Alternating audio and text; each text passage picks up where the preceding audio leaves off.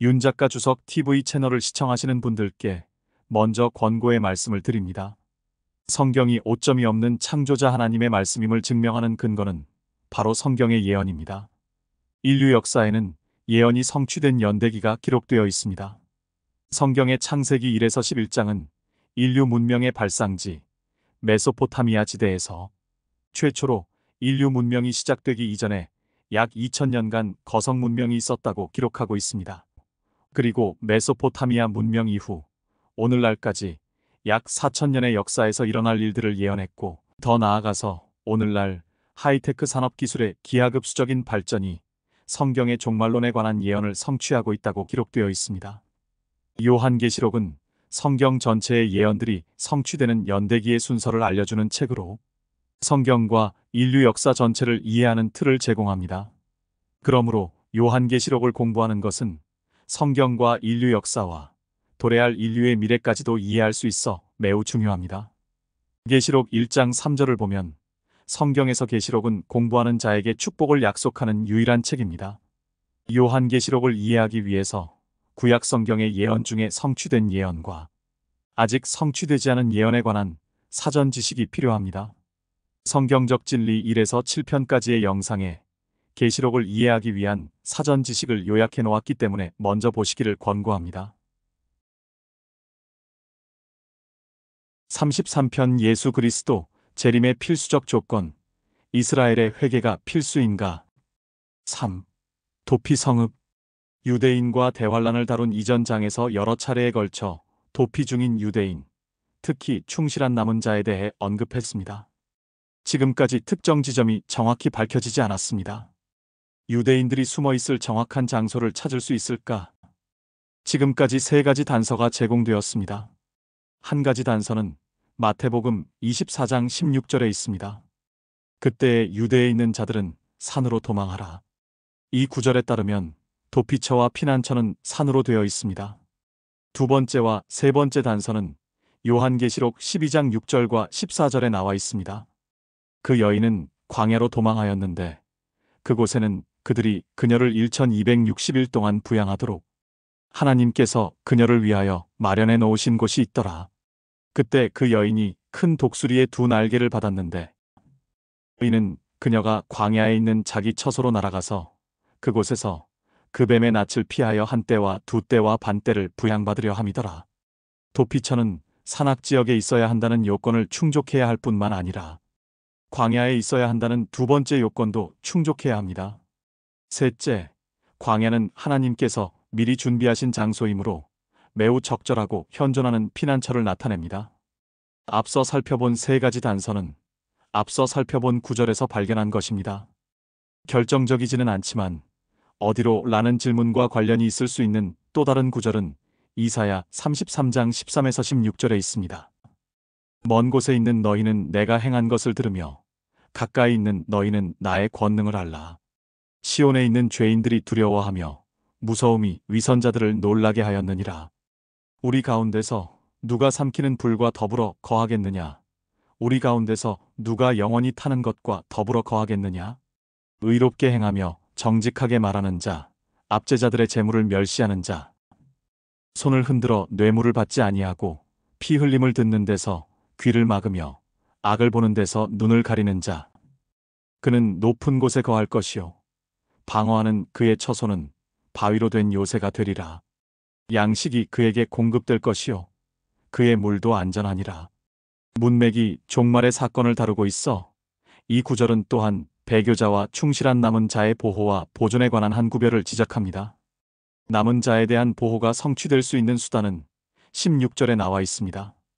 그는 높은 곳에 거할 것이요 방어하는 그의 처소는 바위로 된 요새가 되리라. 양식이 그에게 공급될 것이요 그의 물도 안전하리라.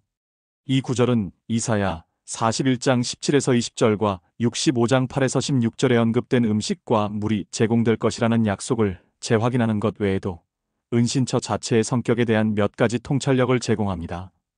첫째, 높은 곳, 즉 산에 있을 것이라고 명시되어 있어 마태복음 9절을 재확인합니다. 둘째, 방어 장소는 바위로 된 요새가 될 것입니다. 즉 장소의 특성으로 인해 방어하기 쉬울 것입니다.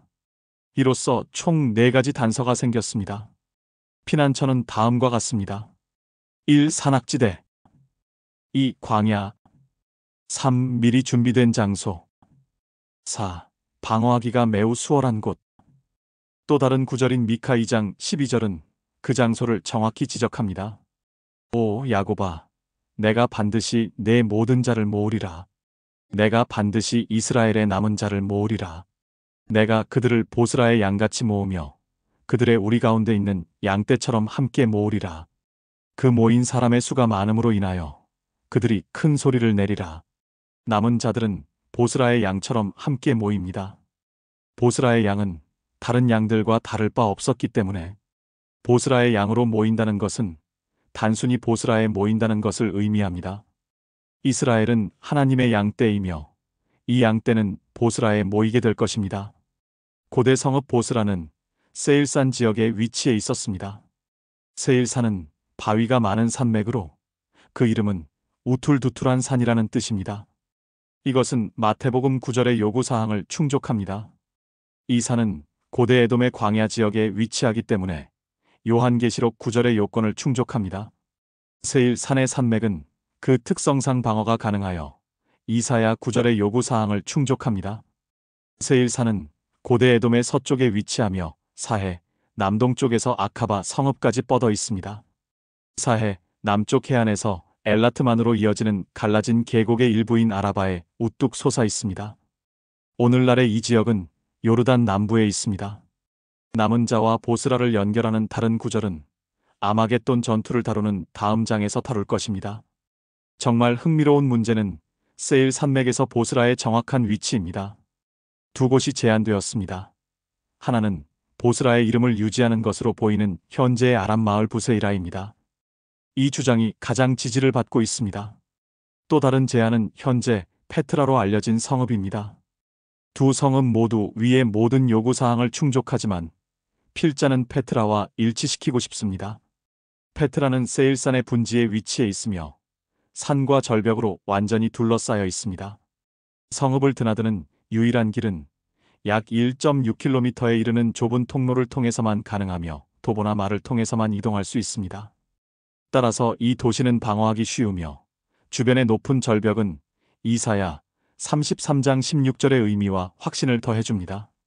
한 번에 몇 명만이 이 통로를 통과할 수 있어 이 성읍은 더욱 방어가 용이합니다. 보스라는 이름은 양우리라는 뜻입니다. 고대 양우리에는 목자가 양을 세기 위해 좁은 입구가 있었습니다. 양우리 안으로 들어가면 양들이 움직일 수 있는 공간이 더 넓어졌습니다. 페트라는 절벽으로 둘러싸인 넓은 원으로 이어지는 좁은 통로가 있는 거대한 양우리 모양을 하고 있습니다. 부세이라 마을은 그렇지 않습니다. 또한 현대 페트라에는 부세이라보다 히브리어 보스라를 더 잘 보존하고 있는 부제이라라는 유적지가 있습니다. 두 성읍 중 어느 곳을 구약 성경의 보스라로 받아들이든 세일 산의 일반적인 지역은 동일하게 유지됩니다. 하지만 이 지역이 선택된 이유는 자연적인 방어력 외에 다른 이유가 있는가? 다니엘 11장 40에서 45절의 문맥에 그러한 암시가 있는데 이는 요한계시록 주석 27편 11장 환란 중기의 사건에서 논의한 바 있습니다. 당시에는 이 구절이 적그리스도가 세계 정치를 장악하기 시작하는 환난의 한가운데서 벌어지는 정복에 관한 것이라고 언급했습니다. 여기서 논의할 핵심 구절은 41절에 있습니다. 그는 또한 영광스러운 땅에 들어갈 것이요 많은 나라가 전복될 것이라. 그러나 이들 곧 에돔과 모압 그리고 암몬 자손의 우두머리는 그의 손에서 피하리라. 이 구절은 적그리스도가 온 세상을 정복하는 동안 에돔, 모압, 암몬 세 나라가 그의 지배를 피할 것이라고 말합니다. 이 세 고대 국가는 현재 요르단이라는 단일 현대 왕국을 구성하고 있습니다. 세일산의 보스라 성읍은 고대 에돔 또는 요르단 남부에 위치해 있습니다. 이 지역은 적그리스도의 지배에서 벗어날 것이기 때문에 유대인들이 이곳으로 피난하는 것은 논리적입니다. 따라서 하나님께서는 도피하는 남은 자들을 위해 적그리스도의 영역 밖에 도피성을 제공하실 것입니다. 그것은 세일 산에 위치한 매우 방어가 수월한 성읍이 될 것입니다. 두 장소 중 어느 곳을 선택하든 상관없습니다. 또한 도피하는 동안 그리고 그곳에 사는 동안 음식과 물이 기적적으로 제공될 것입니다. 4. 메시아 재림의 근거. 교회의 휴거에는 전제 조건이 없으며 언제든지 올 수 있습니다. 그러나 재림에는 중요한 전제 조건이 있습니다. 예수님께서 왕국을 세우기 위해 재림하시기 전에 반드시 충족되어야 하는 조건이 있습니다. 그러나 메시아 재림의 근거가 무엇인지 완전히 이해하기 전에 먼저 예수님의 메시아 되심을 거부할 당시의 문제가 무엇인지 이해해야 합니다. A. 예수의 메시아 되심에 대한 거부. 1. 마태복음 12장 22에서 45절. 마태복음의 구성에서 예수님은 4장에서 사역을 시작하셨습니다. 4장부터 12장까지 예수님은 이스라엘 전역을 성읍에서 성읍으로, 회당에서 회당으로 다니시며 메시아 되심을 선포하고 하나님 왕국의 복음을 전파하셨습니다. 예수님은 이스라엘의 유대 선지자들의 왕국을 선포하셨지만 그 왕국은 이스라엘이 예수님을 메시아 왕으로 받아들이는 전제 조건이 있었습니다. 예수님은 많은 기적을 행하셨는데 4장부터 12장까지 모든 기적의 목적은 인격 메시아라는 사실과 메시지, 왕국 복음을 증명하는 것이었습니다. 이 기적들은 이스라엘 민족이 예수님에 관한 결정을 내리도록 하는 징표로 작용했습니다. 그러나 기적의 목적과 전체 사역은 12장에서 급격한 변화를 겪습니다. 마태복음 12장 22에서 37절에서 예수님의 메시아 되심에 대한 거부가 일어났습니다. 그 후에 눈멀고 벙어리 된 한 마귀에게 사로잡힌 사람을 주께 데려오니 그를 고쳐주시니라. 그러므로 그 눈멀고 벙어리 된 사람이 말도 하고 보기도 하니 무리들이 다 놀라서 말하기를 이분이 다윗의 아들이 아니냐 하더라. 그러나 바리새인들이 이 말을 듣고 말하기를 이 사람이 마귀들을 쫓아낼 수 없느니라 하더라. 그러나 예수께서 그들의 생각을 아시고 그들에게 말씀하시기를 어떤 왕국이든지 서로 갈라지면 패망하는 것이요 어떤 성읍이나 가정도 서로 갈라지면 서지 못하느니라. 그러므로 사탄이 사탄을 쫓아내면 그 자체가 갈라지는 것이니 그러면 어떻게 그의 왕국이 서겠느냐. 그러므로 내가 비엘세붑을 힘입어 마귀들을 쫓아낸다면 너희 자식들은 누구를 힘입어 그들을 쫓아내겠느냐. 그러므로 그들이 너희의 재판관이 되리라. 그러나 내가 하나님의 영을 힘입어 마귀들을 쫓아내면 그때는 하나님의 나라가 너희에게 임한 것이라. 사람이 먼저 강한 자를 결박하지 않고 어떻게 강한 자의 집에 들어가 물건을 약탈할 수 있겠느냐. 묶은 후에야 그 집을 약탈할 수 있느니라. 나와 함께하지 않는 자는 나를 반대하는 자요. 또 나와 함께 모으지 않는 자는 흩뜨리는 자니라. 나와 함께 하지 않는 자는 나를 반대하는 자요. 또 나와 함께 모으지 않는 자는 흩뜨리는 자니라.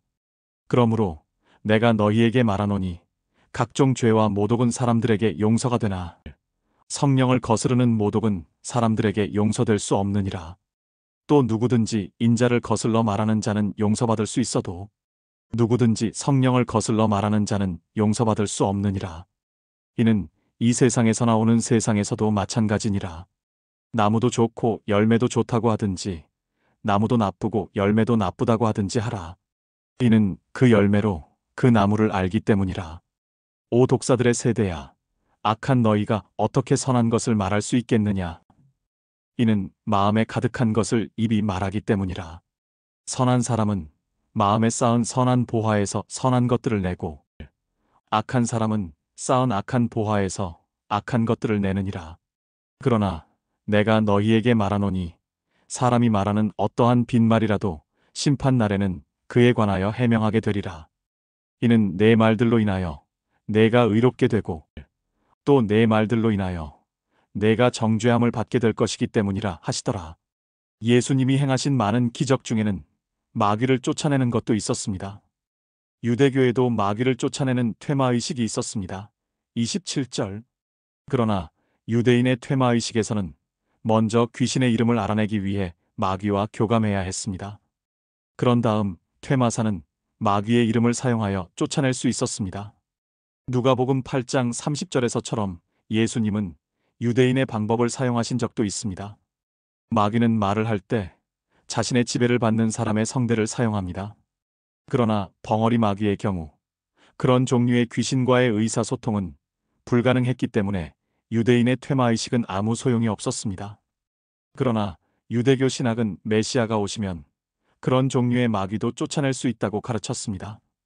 벙어리 마귀는 다르다는 유대인의 관찰은 마가복음 9장 17에서 29절, 특히 17절, 25절, 29절에서 예수님이 입증하셨습니다.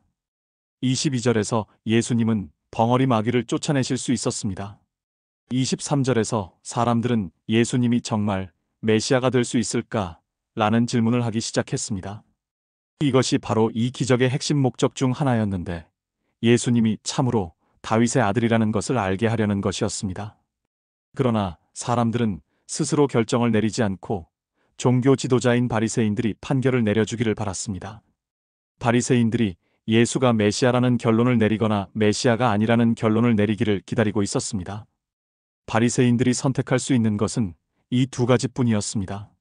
그러나 예수님이 메시아가 아니라고 결론을 내리려면 바리새인들은 예수님이 어떻게 그 많은 기적을 행하실 수 있었는지, 특히 메시아만이 할 수 있는 기적을 어떻게 행하실 수 있었는지 설명해야 했습니다.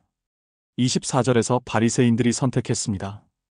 예수님을 메시아로 받아들이기를 거부했는데 그 이유는 예수님이 메시아의 말과 행동에 대한 바리새인의 틀에 맞지 않았기 때문입니다. 누가복음 7장 30에서 35절. 예수님이 어떻게 기적을 행하실 수 있었는지에 대한 다른 설명은 예수님이 마귀에 들린 것이 아니라 마귀의 왕자 바알세불에 빙의되었다고 선언하는 것이었습니다. 이 이름은 파리의 군주라는 뜻의 히브리어 두 단어가 결합된 이름입니다.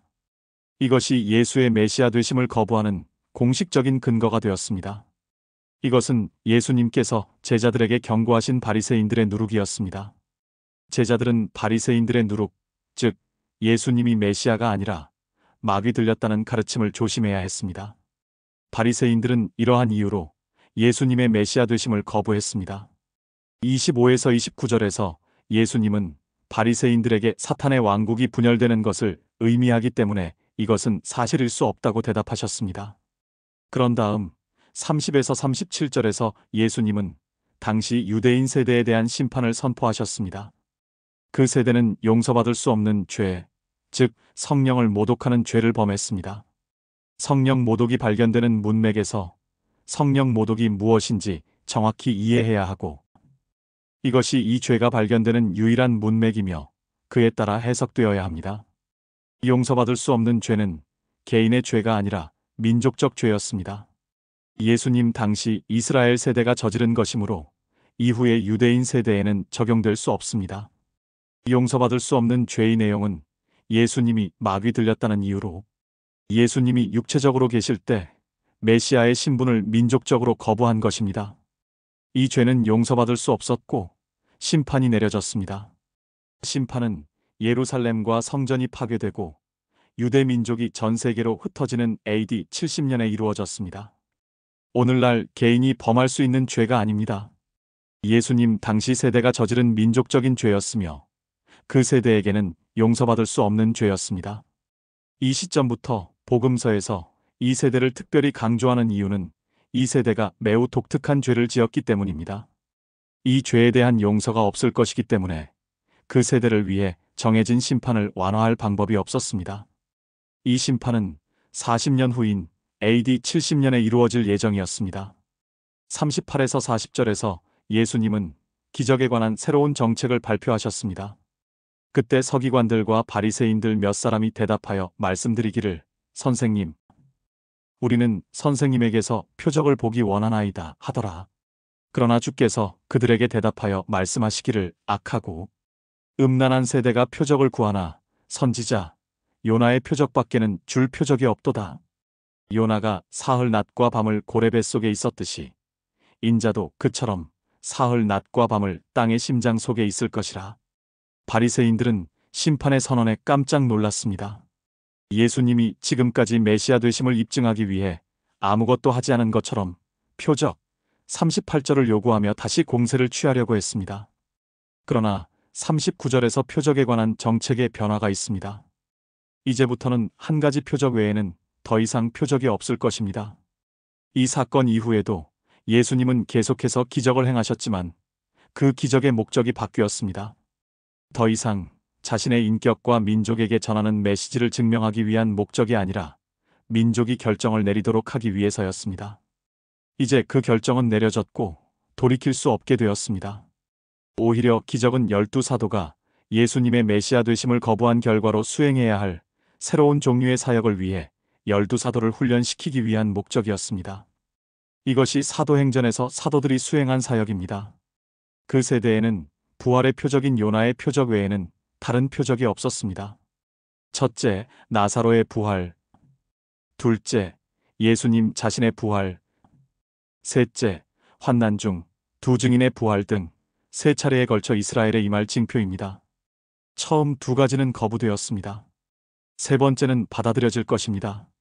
두 증인의 부활은 예루살렘 유대인의 구원으로 이어질 것이기 때문입니다.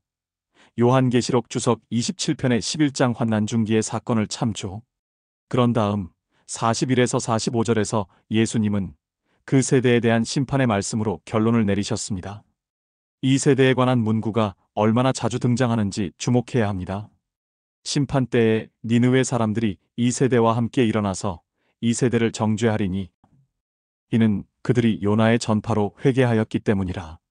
그러나 보라, 요나보다 더 위대한 이가 여기 있느니라. 심판 때에 남방의 여왕이 이 세대와 함께 일어나서 이 세대를 정죄하리니 이는 그 여인이 솔로몬의 지혜를 들으려고 땅의 맨 끝에서 왔음이라. 그러나 보라, 솔로몬보다 더 위대한 이가 여기 있느니라. 더러운 영이 어떤 사람에게서 나와 물 없는 곳으로 두루다니면서 쉴 곳을 찾다가 찾지 못하자 그가 말하기를 내가 왔던 집으로 돌아가리라 하고 돌아와 보니 그 집이 비어 있고 소재되고 단장되었더라. 그러자 그가 가서 자기보다 더 악한 다른 7영을 데리고 들어가 거기서 사니 그 사람의 나중 상태가 처음보다 악화되었더라. 이 악한 세대도 그러하리라 하시더라. 41절에서 주님은 그들을 니느웨와 비교하시며 왜 니느웨가 그 세대를 심판할 것인지 설명하셨습니다. 시바의 여왕도 마찬가지입니다. 42절. 두 경우 모두 이방인이었습니다. 이스라엘보다 계시가 훨씬 적었기 때문에 그들은 기적 없이도 반응했습니다. 그러나 그 세대는 그렇지 않았습니다. 그런 다음 43에서 45절에서 심판의 말씀은 그 세대의 최종 결과가 어떻게 될지 설명하기 위해 마귀에 관한 이야기로 마무리됩니다. 예수님은 마귀 들린 사람을 자기 마음대로 떠난 한 마귀의 이야기를 들려주셨습니다. 그러나 그 마귀는 자신이 깃들어 지배할 새로운 몸을 찾지 못하자 원래의 거처로 돌아갔습니다. 그는 그곳이 깨끗하게 치워지고 장식되어 있으나 여전히 비어 있음을 발견했습니다. 그 사람은 자신의 삶을 성령으로 채울 기회를 갖지 못했습니다. 다른 마귀가 들어온 것도 아니었습니다. 그래서 마귀는 원래 마귀 들렸던 사람에게 다시 들어가서 다른 7명의 마귀를 초대했습니다. 그 결과 그 남자의 마지막 상태는 처음보다 더 나빠졌습니다. 원래 그 사람은 한 명의 마귀에게만 빙의되어 있었습니다. 악마가 떠난 후 하나님의 영으로 자신의 삶을 채울 기회가 있었지만 그렇게 하지 못했습니다. 이제 그 남자의 마지막 상태는 더 나빠졌습니다. 이제 8마귀에 사로잡혔기 때문입니다. 이 이야기의 요점을 종종 놓칩니다. 예수님은 그 사람에게 해당했던 것이 그 특정한 악한 세대에도 해당했었다는 점을 간추려 이야기하시면서 마무리하셨습니다. 그 세대가 시작되었을 때 침례인 요한의 설교로 시작되었습니다.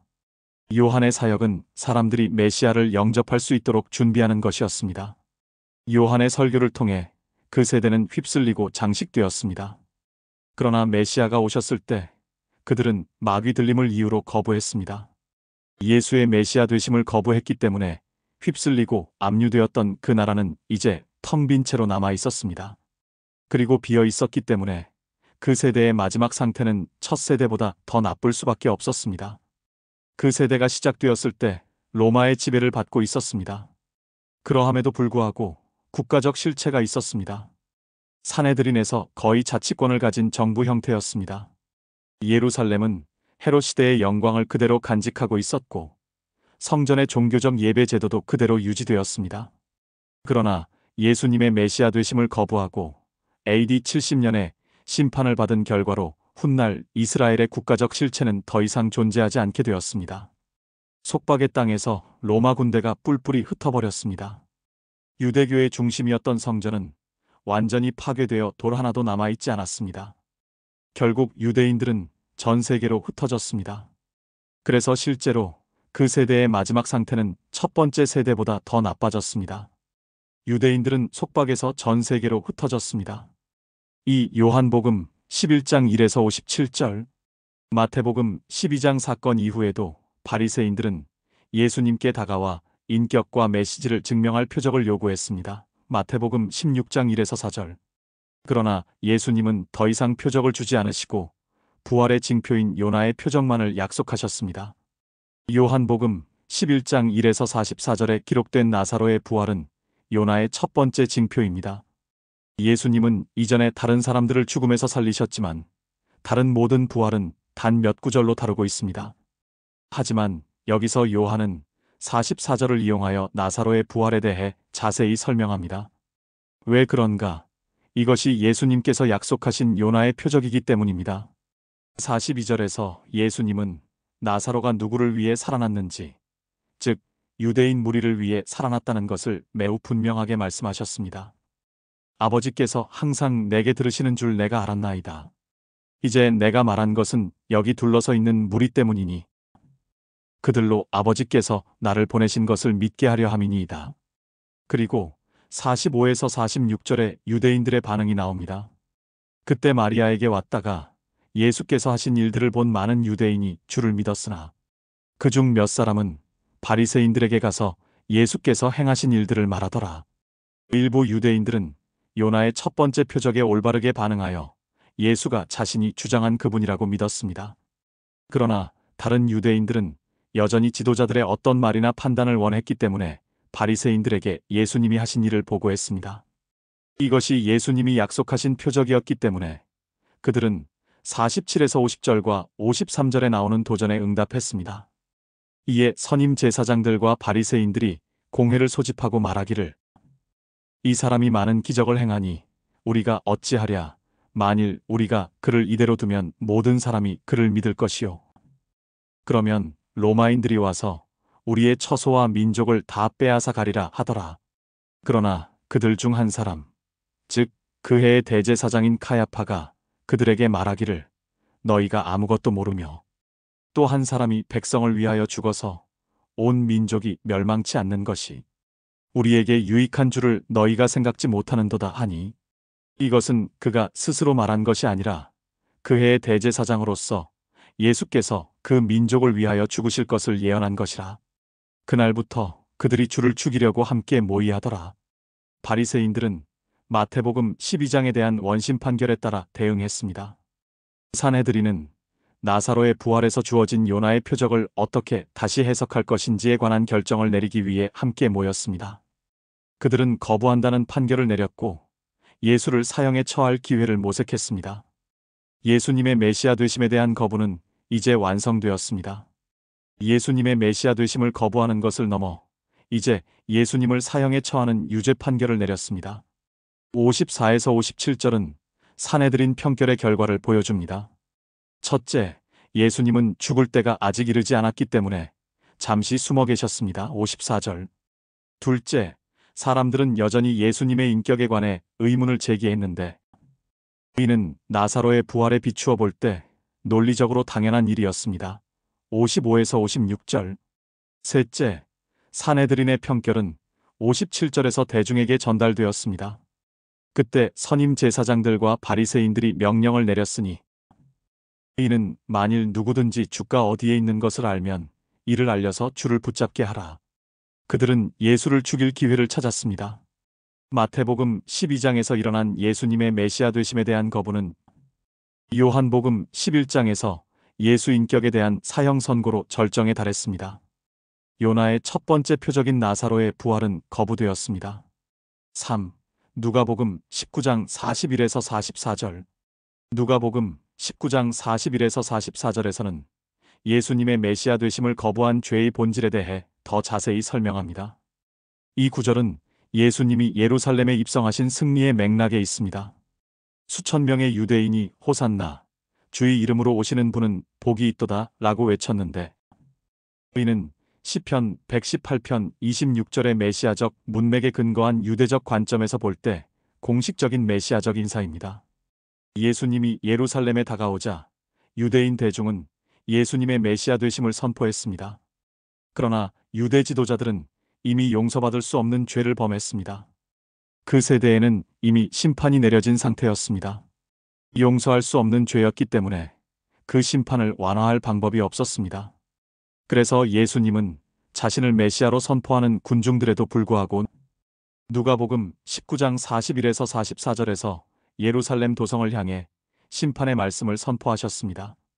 주께서 가까이 오시어 그 도성을 보고 울며 말씀하시기를 적어도 이 너의 날에 너만이라도 너의 화평에 속한 일들을 알았더라면 좋았으련만.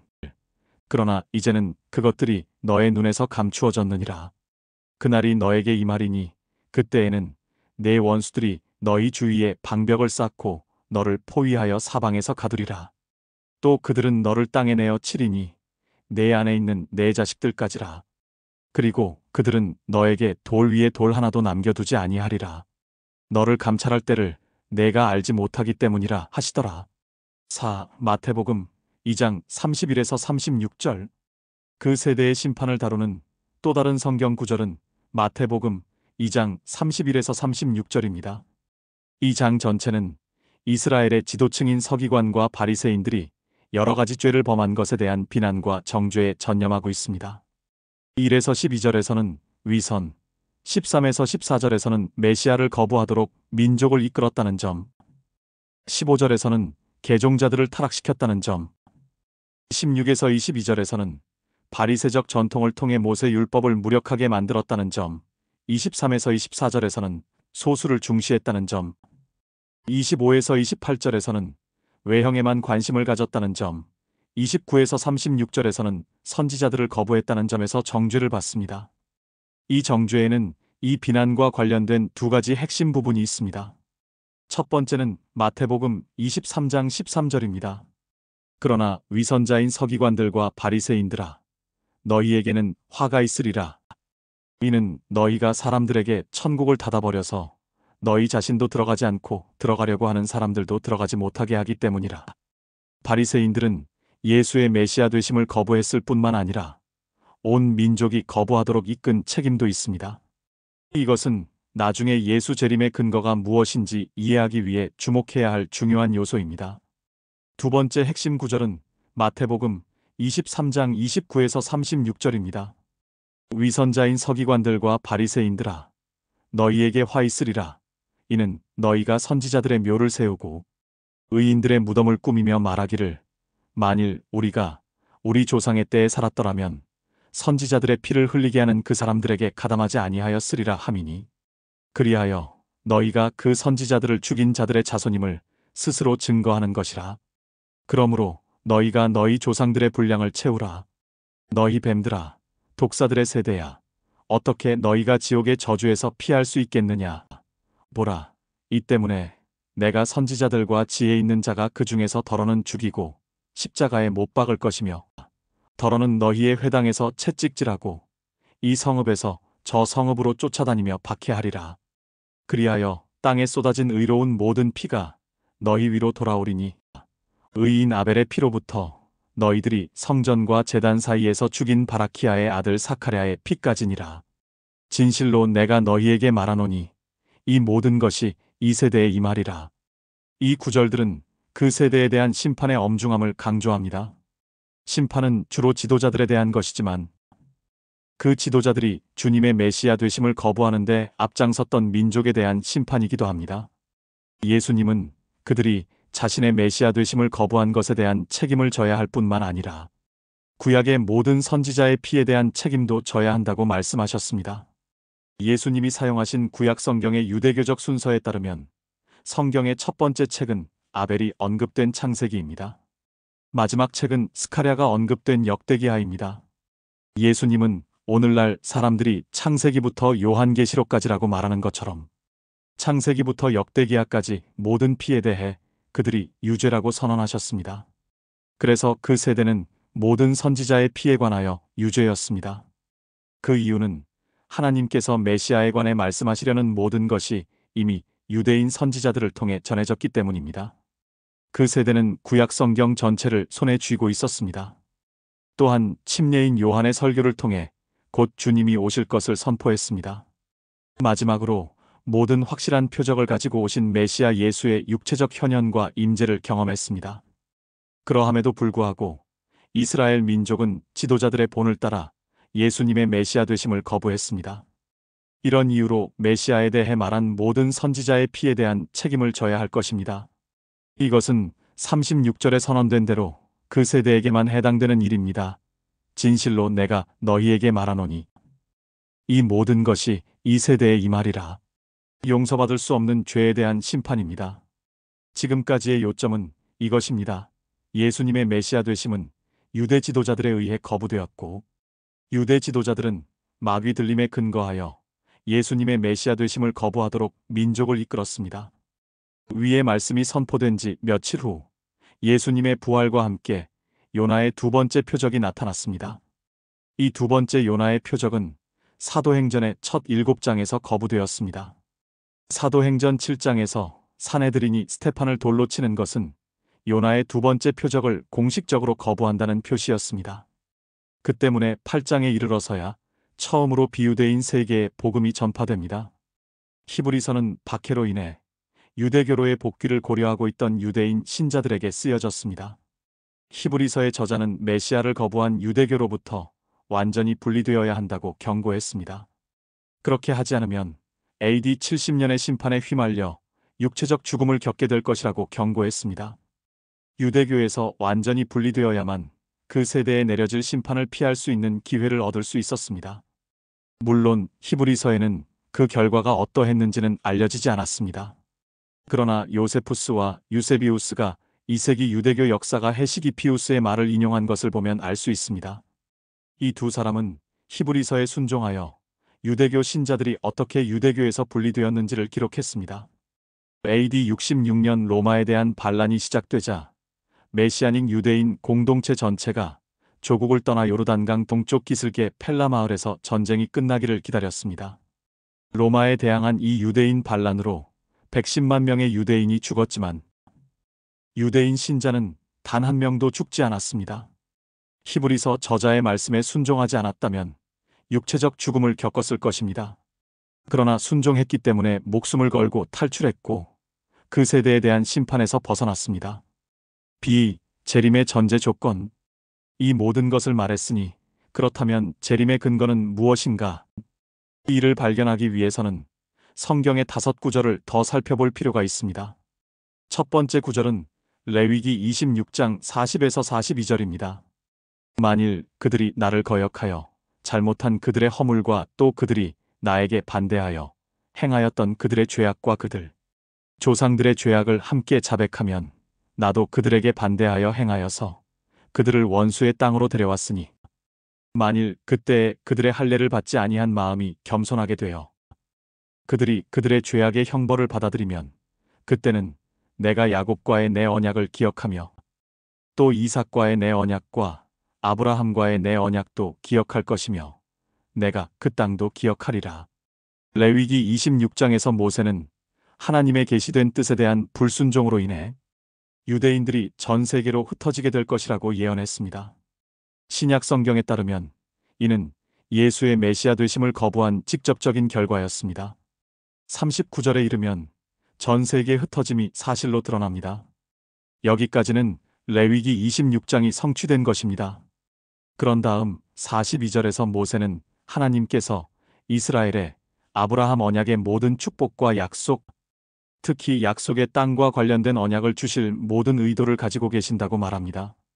그러나 메시아 시대에 아브라함 언약의 이러한 축복을 누리기 위해서는 먼저 40절의 조건, 즉 그들의 죄악과 그들의 조상들의 죄악을 자백해야 한다는 조건을 충족시켜야 합니다. 죄악이라는 단어는 단수형이며 구체적이라는 점에 유의해야 합니다. 이스라엘이 아브라함 언약의 모든 혜택을 누리기 전에 반드시 자백해야 할 특정한 죄악이 하나 있습니다. 그것은 그들의 조상이나 조상들이 저질렀지만 이제는 다음 세대가 고백해야 합니다. 두 번째 구절은 예레미야 3장 11에서 18절입니다. 또 여호와께서 내게 말씀하시니라.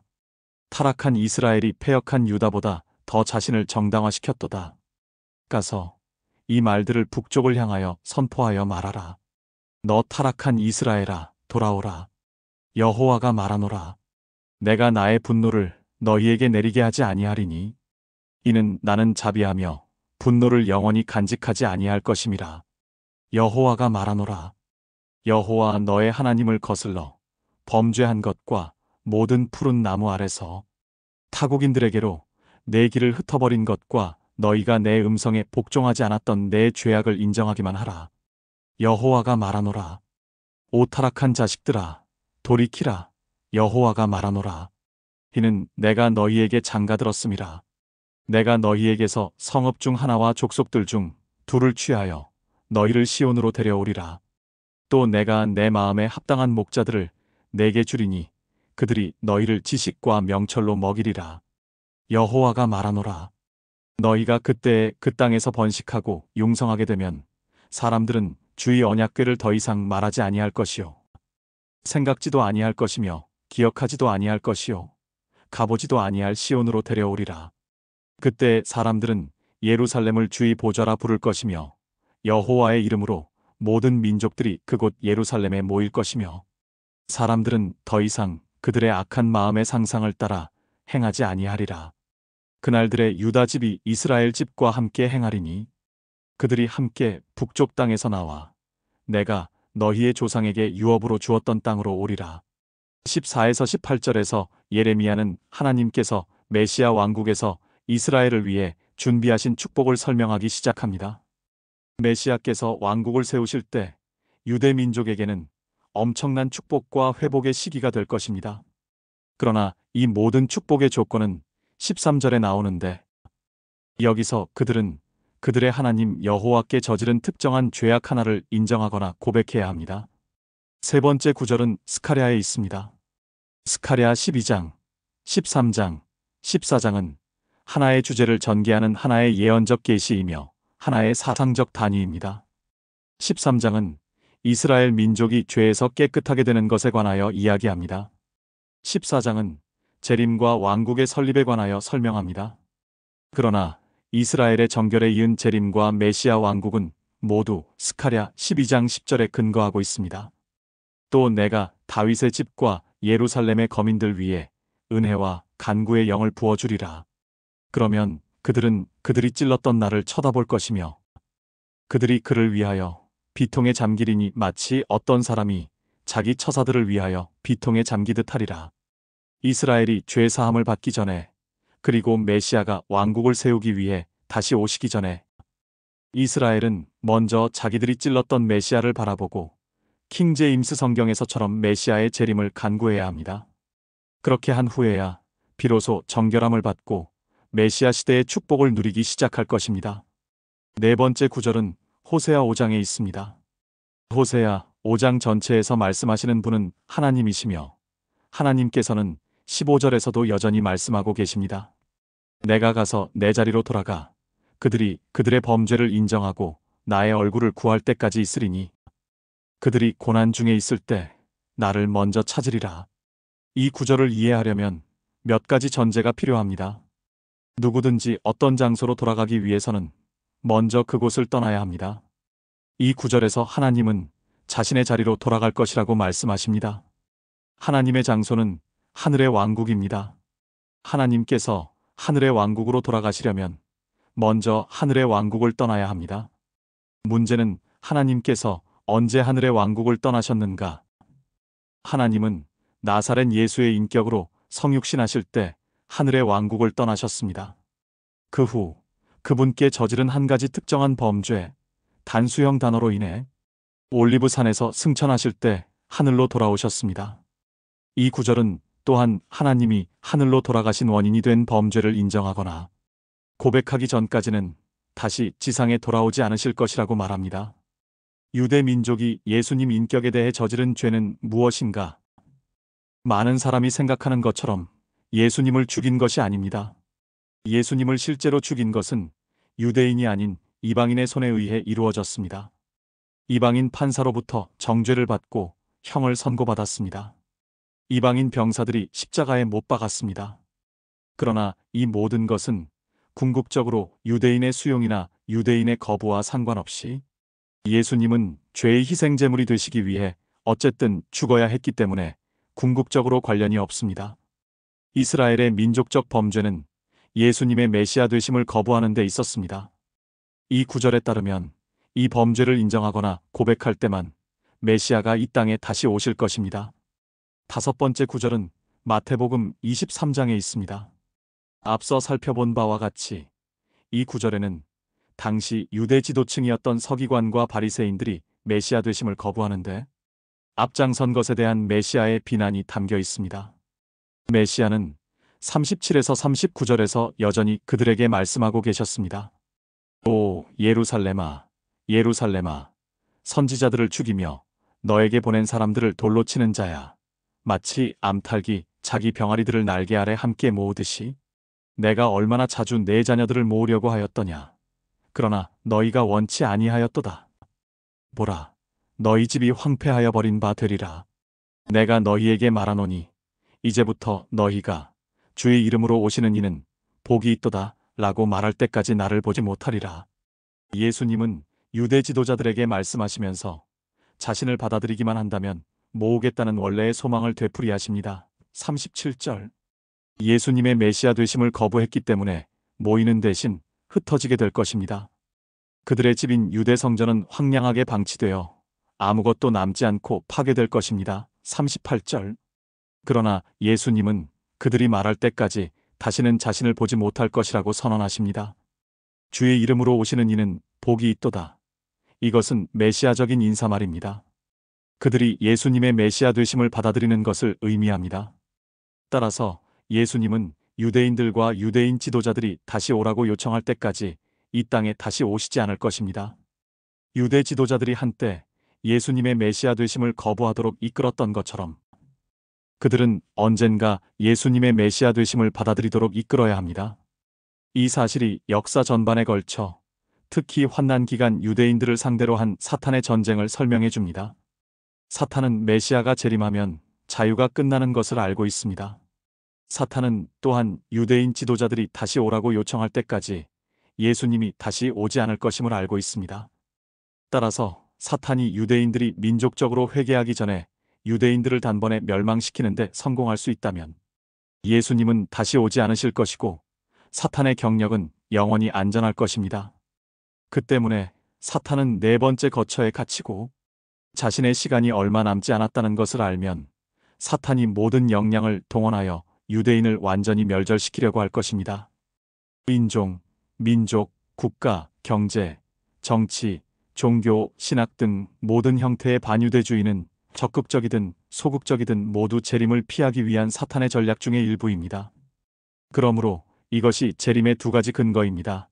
이스라엘은 민족적 죄를 고백하고 메시아가 다시 오시기를 간구해야 하며 외아들을 위해 애통하는 것처럼 메시아를 위해 애통해야 합니다.